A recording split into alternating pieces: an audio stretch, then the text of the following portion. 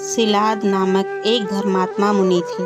पितरों ने महर्षि सिलाद से संतान उत्पन्न करने का निवेदन किया। तब सिलाद ने उनका उद्धार करने की इच्छा से पुत्रोत्पत्ति करने का विचार किया तथा इस निमित्त इंद्र को उद्देश्य करके बहुत समय तक अति कठोर तप किया। इंद्र के प्रसन्न होने पर सिलाद ने अयोनिज अमर तथा उत्तम व्रत वाले पुत्र की कामना की। इंद्र ने अपनी असमर्थता व्यक्त करते हुए देवाधिदेव महादेव रुद्र को प्रसन्न करने की प्रेरणा प्रदान की। तब सिलाद भगवान महादेव को प्रसन्न करने के लिए तप करने लगे। शिव के प्रसन्न होने पर सिलाद ने उनसे कहा, प्रभो, मैं आपके ही समान मृत्युहीन अयोनिज पुत्र चाहता हूँ।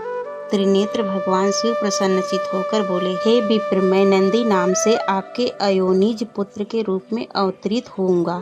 और हे मुने, आप मुझ तीनों लोकों के पिता के भी पिता बन जाएंगे। हे सनत कुमार, कुछ समय बाद मेरे पिता सिलाद मुनि यज्ञ करने के लिए यज्ञ स्थल का कर्षण करने लगे। उसी समय यज्ञारंभ से पूर्व ही शिव जी की आज्ञा से प्रलय अग्नि के सदृश दे दिव्यमान होकर मैं उनके पुत्र के रूप में प्रकट हुआ। उसी समय वहाँ पर बहुत बड़ा उत्सव हुआ। सभी देवगण हर्षित होकर मेरे तथा मेरे उत्पन्न करने वाले शिवलिंग का पूजन करके उनकी स्तुति करने लगे।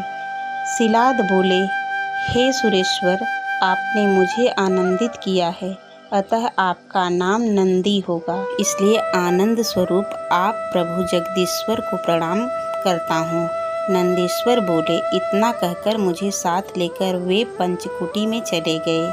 हे महामुने, जब मैं महर्षि सिलाद की कुटी में गया तो मैंने अपने उस शरीर को त्याग कर मनुष्य रूप को धारण कर लिया।